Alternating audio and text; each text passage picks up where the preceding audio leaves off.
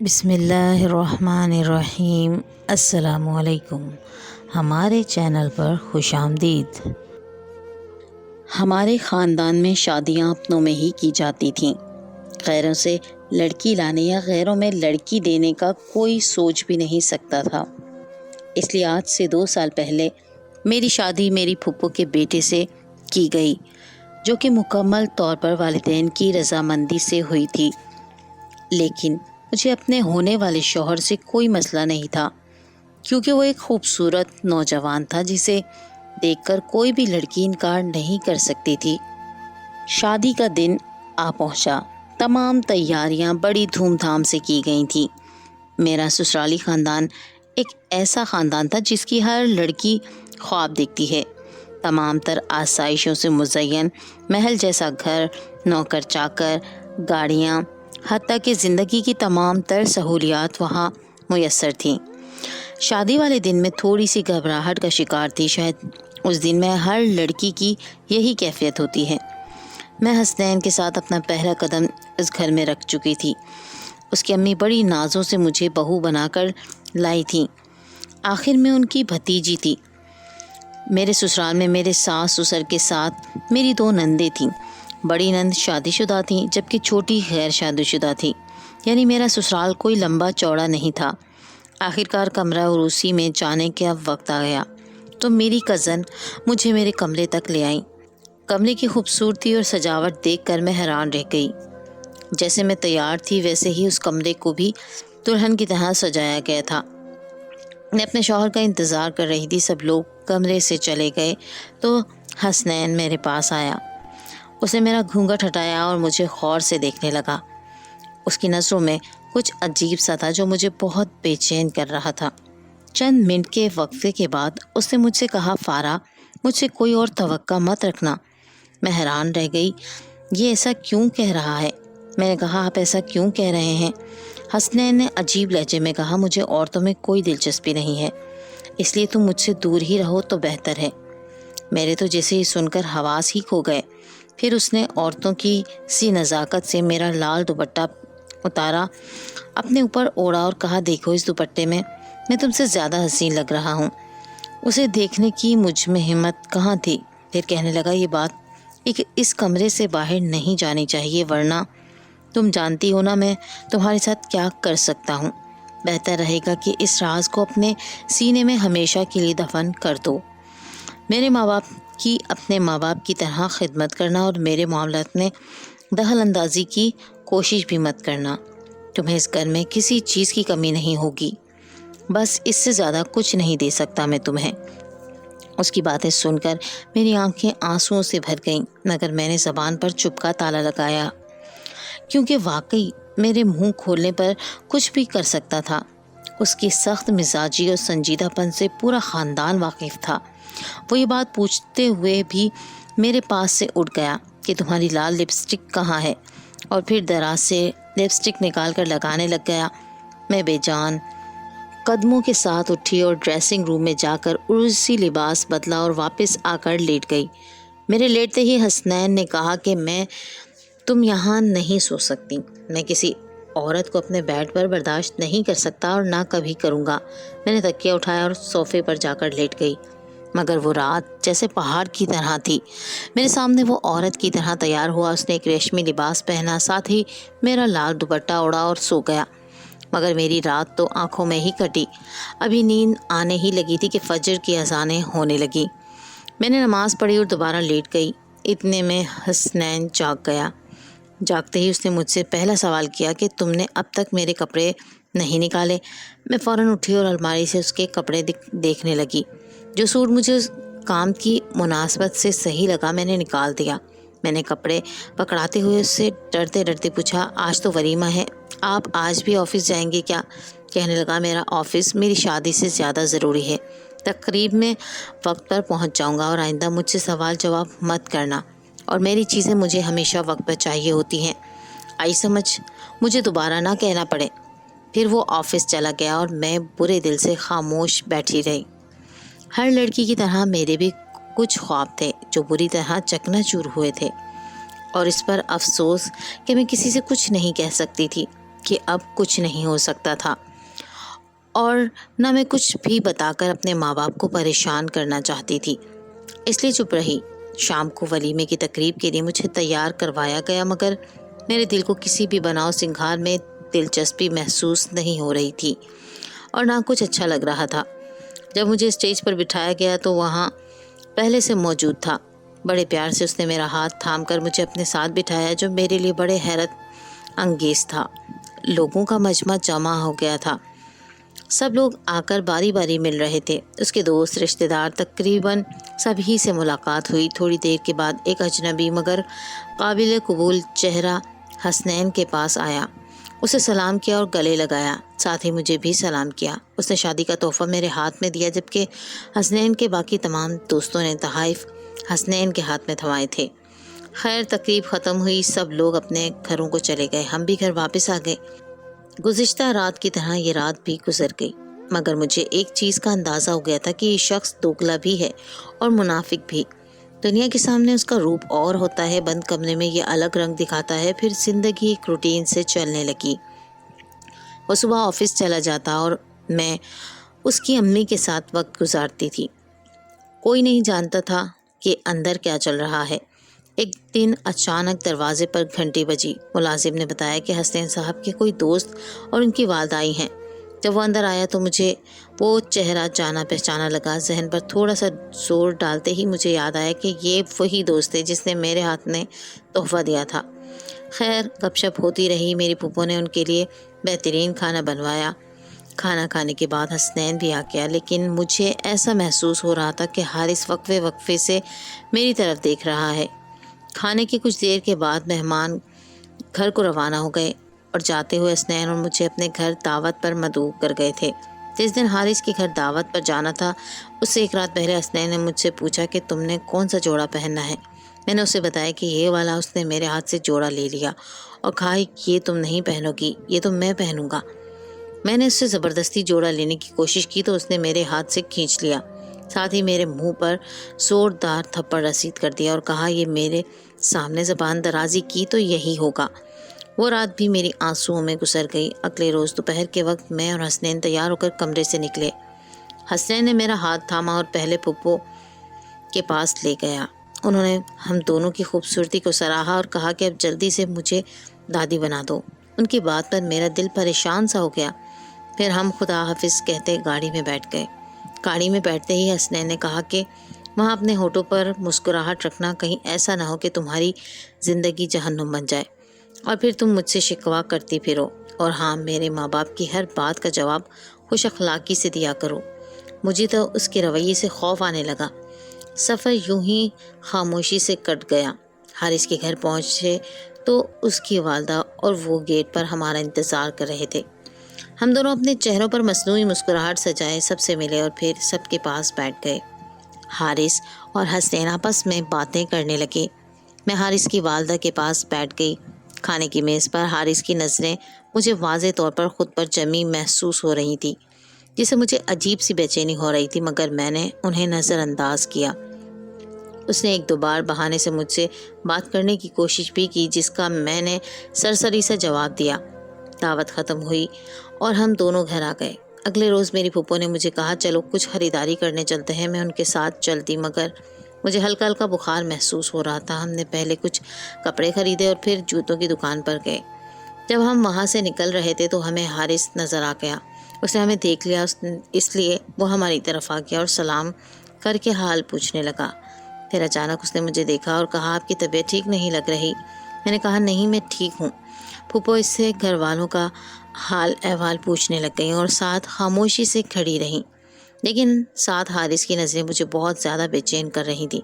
4-5 minute تک کھڑے ہونے کے بعد حارث نے واپسی لی اور ہم بھی گھر واپس آ گئے۔ لیکن اس جملے کے بارے میں میرے ذہن میں ایک بات چل رہی تھی کہ جو چیز میری پھوپھو بھی نہیں سمجھ پائی کہ میں اداس ہوں یا میری طبیعت خراب ہے، یہ بات تو حارث ایک ہی نظر میں جان گیا تھا۔ خیر، میں نے اس خیال کو ذہن سے جھٹکا اور اپنے معمول کے کاموں میں لگ گئی۔ ایک دن اچانک پھوپھو کی طبیعت خراب ہو گئی۔ گھر پر کوئی نہیں تھا، بات نوکروں کی بس سے باہر تھی۔ اس وقت کسی سمجھدار آدمی کی ضرورت تھی۔ حسنین اور اس کے والد کال نہیں اٹھا رہے تھے۔ میں نے گھر میں موجود نمبروں والی ڈائری نکالی، اس پر سب سے پہلے حارث کا نمبر تھا۔ میں نے اسے ہسپتال بلایا، ساتھ ہی پھپھو کو لے کر ہسپتال پہنچ گئی۔ پھپھو کا بلڈ پریشر بہت زیادہ تھا، اس وجہ سے وہ بے ہوش ہو چکی تھی۔ میں اور حارث باہر کھڑے تھے۔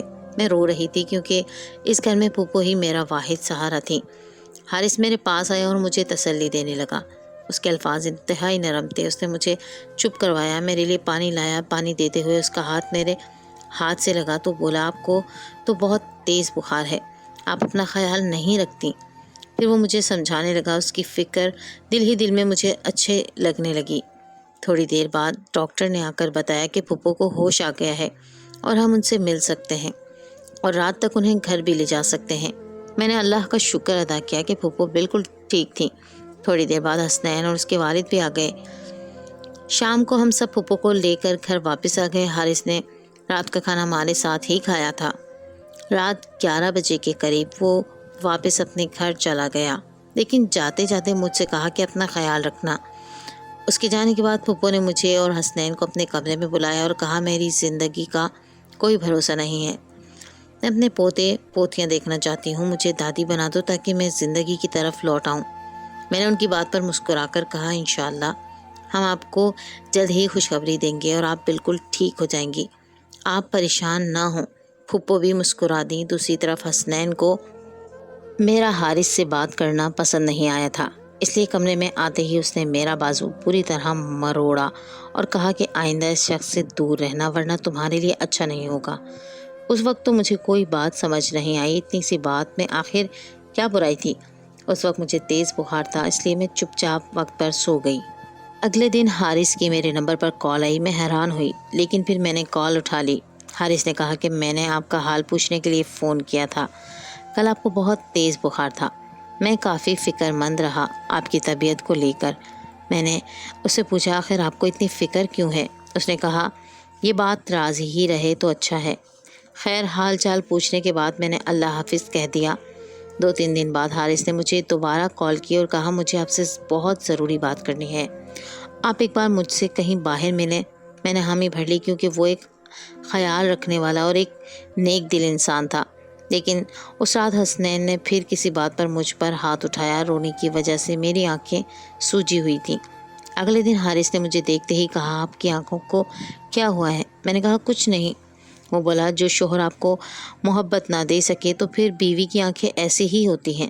پہلے تو میں اس کی باتوں پر چونک گئی، پھر اس نے کہا، حیران نہ ہوں، میں سب جانتا ہوں، حسنین آپ کی محبت اور خلوص کے قابل نہیں ہے، وہ تو شادی جیسے رشتے کے بھی لائق نہیں تھا۔ میں نے کہا، ایسی کوئی بات نہیں۔ وہ بولا، آپ کو جھوٹ بولنا نہیں آتا، میں یہ سب کچھ پہلے سے جانتا ہوں، تب سے جب حسنین نے کالج میں میرے ساتھ بدتمیزی کی تھی، مگر میں نے اسے معاف کر دیا، لیکن اس پر اس کا کوئی اختیار نہیں۔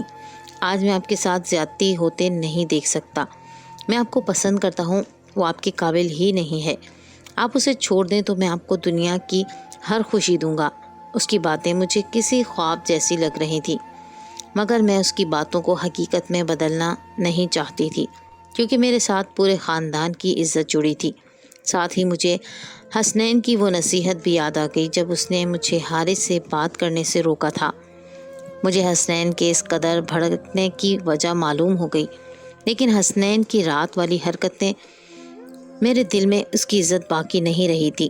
شروع میں نے حارث کو صاف منع کر دیا کیونکہ میں اپنے ماں باپ اور پھپھو کی عزت خراب نہیں کرنا چاہتی تھی، مگر حسنین کے ہر گزرتے دن کے سرد اور نفرت بھرے رویے نے مجھے بری طرح توڑ دیا تھا۔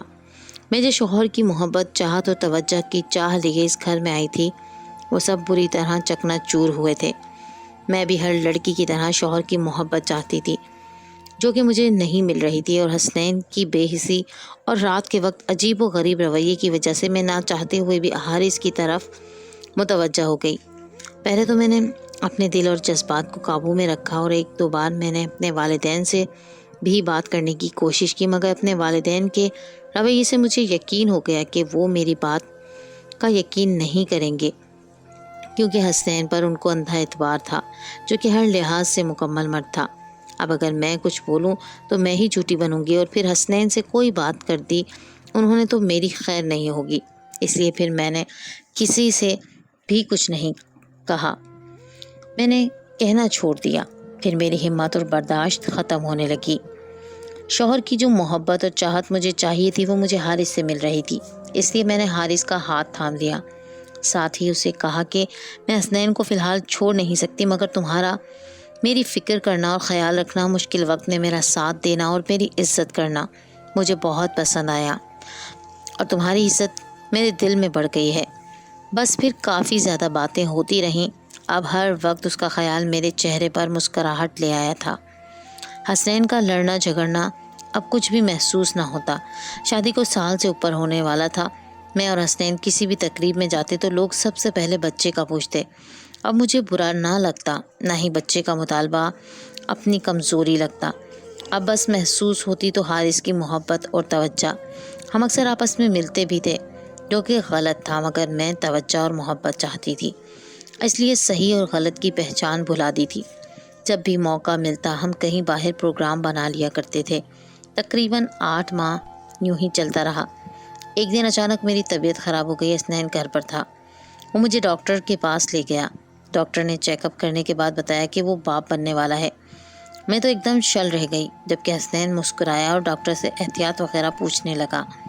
ہسپتال سے نکلنے کے بعد ہم گاڑی میں بیٹھے۔ میرے دل کی دھڑکن تیز تھی اور میرا خوف سے برا حال تھا، مگر حسنین بالکل خاموش تھا۔ گھر آتے ہی اس نے سب کو بتا دیا کہ میں ماں بننے والی ہوں۔ سب لوگ بہت خوش ہوئے۔ حسنین اپنے کمرے میں چلا گیا۔ تھوڑی دیر بعد ہمت کر کے ڈرتے ڈرتے میں بھی اس کے پیچھے کمرے میں آ گئی۔ مجھے دیکھ کر وہ زور زور سے ہنسنے لگا اور بولا، آ گئی نا تم بھی اپنی اوقات پر، کر لیا نا اپنا منہ کالا تم نے؟ ہاں، لیکن مجھے کوئی مسئلہ نہیں، کم از کم لوگوں کے سامنے تمہارا بچہ تو پیدا ہوگا، کوئی تم سے سوال نہیں کرے گا اور نہ ہی کوئی مجھ پر شک کرے گا، اور نہ اب امی کی فرمائش سے میرا دماغ خراب ہوگا۔ اس کی بات سن کر میں پریشان ہو گئی، لیکن اس کے اگلے سوال نے مجھے مزید پریشان کر دیا۔ کہنے لگا، بتاؤ آخر تم کس سے ملتی رہی ہو؟ کون ہے تمہاری زندگی میں اور کب سے چل رہا ہے یہ چکر؟ میں نے ڈرتے ڈرتے حارث کا نام لیا تو یہ سنتے ہی وہ آگ بگولا ہو گیا۔ کیا بکواس کر رہی ہو؟ تمہاری ہمت بھی کیسے ہوئی کہ تم حارث سے ملو؟ تمہیں اس بچے کو ضائع کرنا پڑے گا۔ حسنین کے رویے سے میں بہت خوف زدہ ہو گئی، مگر اس وقت میں نے خاموش رہنا مناسب سمجھا۔ اس کے بعد رات گئے تک اپنے بچے کو بچانے کی ترکیبیں سوچتی رہی۔ رات کے 2 بجے کا وقت تھا جب حسنین سویا ہوا تھا، تو میرے ذہن میں ایک ترکیب آئی کہ میں یہاں سے بھاگ جاتی ہوں۔ شاید یہ واحد حل تھا اپنے بچے کو بچانے کا۔ صبح ہوتے ہی حسنین نے مجھے زبردستی ڈاکٹر کے پاس لے جانا تھا اور میرے بچے کو پیدا ہونے سے پہلے ہی مار دینا تھا۔ میں چپکے سے گھر کے پچھلے دروازے سے باہر نکلی اور روڈ پر یوں ہی چلنے لگی۔ مجھے سمجھ میں نہیں آ رہا تھا کہ میں کس طرف جاؤں۔ رات کے وقت کوئی رکشہ بھی نہیں تھا۔ میرے دماغ میں بس ایک ہی بات چل رہی تھی کہ مجھے حسنین سے دور جانا ہے، اتنی دور کہ حسنین میرے بچے کو نقصان نہ پہنچا سکے۔ مگر شاید قدرت کو کچھ اور ہی منظور تھا۔ اچانک ایک گاڑی آئی اور مجھ سے ٹکرائی اور چلی گئی۔ میری آنکھوں کے آگے آخری منظر دھندلا سا اندھیرا تھا۔ پھر جب آنکھ کھلی تو میں ہسپتال کے بیڈ پر تھی۔ سامنے حارث بیٹھا ہوا تھا۔ میں نہیں جانتی تھی کہ وہ یہاں کیسے آیا، اسے کیسے معلوم ہوا یہ سب۔ اسے دیکھتے ہی میں نے کہا، حارث میرے بچے کو بچا لو۔ میری بات سن کر حارث بولا، وہ بچہ اب اس دنیا میں نہیں رہا۔ حارث کی باتیں سن کر میں رونے لگی۔ اس نے مجھے تسلی دی اور کہا کہ بچہ دوبارہ ہو جائے گا، تم پریشان نہ ہو۔ مگر میرے آنسو تھے کہ تھمنے کا نام ہی نہیں لے رہے تھے۔ مجھے لگ رہا تھا میری زندگی میں کچھ باقی نہیں رہا۔ میں چونکہ وہ گھر چھوڑ آئی تھی اور واپس جانے کا کوئی راستہ نہیں بچا تھا، اس لیے حارث مجھے اپنے ساتھ لے گیا اور علیحدہ ایک گھر میں مجھے پناہ دی۔ اس دن کے بعد میرا کسی سے بات کرنے کا دل نہ چاہا۔ ایک رات مجھے خواب آیا، مجھے لگا جیسے حسنین میرے پاس آیا ہے اور مجھے بری طرح مار رہا ہے، کہہ رہا ہے میں اس بچے کی جان لے لوں گا۔ اس رات میں اتنا ڈری کہ دوبارہ پرسکون نیند تک نہیں آئی۔ حارث نے بہت کوشش کی کہ میرا دل بہل جائے۔ وہ میرے چہرے پر مسکراہٹ دیکھنے کو ترس گیا تھا، مگر میرے اندر کچھ بولنے کی سکت نہیں رہی تھی۔ حارث روز مجھے ڈاکٹر کے پاس لے جاتا، مگر میری چپ تھی کہ ٹوٹنے کا نام ہی نہیں لے رہی تھی۔ مگر وہ ڈاکٹر بہت اچھا تھا، بہت تسلی سے میرا معائنہ کرتا اور حارث کو بھی تسلی دیتا کہ یہ جلد ہی ٹھیک ہو جائیں گی، اور میری ساری دعائیں اور احتیاط حارث کو روز بتاتا۔ پھر کچھ وقت کے بعد میری طبیعت میں بہتری آنے لگی تھی۔ اور میں زندگی کی طرف لوٹ رہی تھی۔ ایک راز شام کو جب حارث کے آنے کا وقت ہوا تو اچھے سے کپڑے پہن کر تیار ہو گئی اور حارث کے آنے پر مسکراتی ہوئی اس کے سامنے آئی۔ وہ مجھے دیکھ کر کھل اٹھا تھا۔ اس کی خوشی کا اندازہ اس کی مسکراہٹ سے لگایا جا سکتا تھا۔ پھر اس نے مجھے اپنے ہاتھوں سے کھانا کھلایا، کافی دیر مجھ سے باتیں کرتا رہا، آخر میں مجھے توا دے کر گھر چلا گیا۔ پھر وہ روز آتا، مجھ سے ڈھیروں باتیں کرتا اور مجھے بتاتا کہ یہ 2 مہینے اس کے لیے صدیوں جیسے تھے، ہر لمحہ ایک سال جیسا تھا۔ وہ مجھے اپنی محبت کا یقین دلاتا رہا۔ کچھ روز کے بعد اس نے مجھے اپنے ساتھ چلنے کا کہا، جس پر مجھے کوئی اعتراض نہیں تھا۔ میں نے اسے کہا کہ تمہارے گھر والے اتنی آسانی سے مان جائیں گے؟ اسے کہا انہیں تو میں پہلے ہی منا چکا ہوں۔ پھر وہ مجھے اپنے ساتھ لے گیا اپنے گھر، جو اب ہمارا ہونے جا رہا تھا۔ اس کے ساتھ مجھے بالکل شہزادیوں والا احساس ہوتا۔ میں نے حسنین کے خلاف خلا کا مقدمہ دائر کر دیا اور پھر ہماری طلاق ہو گئی۔ اس کے فوراً بعد ہی حارث نے مجھ سے نکاح کر لیا۔ نکاح میں حارث کے گھر والوں کے علاوہ کوئی شریک نہیں تھا۔ میرے والدین مجھ سے مکمل بائیکاٹ کر چکے تھے، کیونکہ ان کے خیال میں نے خاندان کی عزت داؤ پر لگائی تھی اور اتنے اچھے شوہر کو ذلیل کر دیا تھا۔ مگر حقیقت تو صرف میں ہی جانتی تھی کہ کس طرح سے میں نے اس نفسیاتی آدمی کے ساتھ گزارا کیا تھا۔ اور افسوس تو یہ کہ میری خاموشی اور دن بدن کمزور ہوتے وجود پر کسی نے بھی کوئی توجہ نہیں دی تھی، اور نہ کبھی مجھ سے پوچھا کہ میں خوش رہنے کی بجائے چپ چپ اور دکھی کیوں رہتی ہوں، کیونکہ ان کے خیال میں میری شادی ایک ایسے خاندان میں ہوئی تھی جو صرف خوش نصیب لڑکیوں کو ہی ملتا ہے۔ خیر، میں نے بھی دکھی دل کے ساتھ والدین سے دوری سہ لی، کیونکہ میں اب اپنے گھر اور خاندان والوں کی خاطر اپنی زندگی مزید مشکل میں نہیں ڈال سکتی تھی۔ شروع میں عامر کی امی کا رویہ میرے ساتھ ذرا سخت تھا، جس کی وجہ یہ تھی کہ وہ میری پھوپھو کی بہترین دوست رہ چکی تھی، لیکن حارث کی محبت اس سختی سے کئی گنا بڑھ کر تھی۔ آہستہ آہستہ آنٹی مجھے قبول کرنے لگی۔ انہوں نے بھی مجھے پورے دل سے قبول کر لیا۔ اب میں دوبارہ ماں بننے والی ہوں۔ حارث میرا دل و جان سے خیال رکھتا ہے۔ اس بچے نے ہمارے رشتے کو اور بھی مضبوط بنا دیا ہے۔ اب بس میری ایک ہی خواہش ہے کہ میرا بھی ایک بیٹا ہو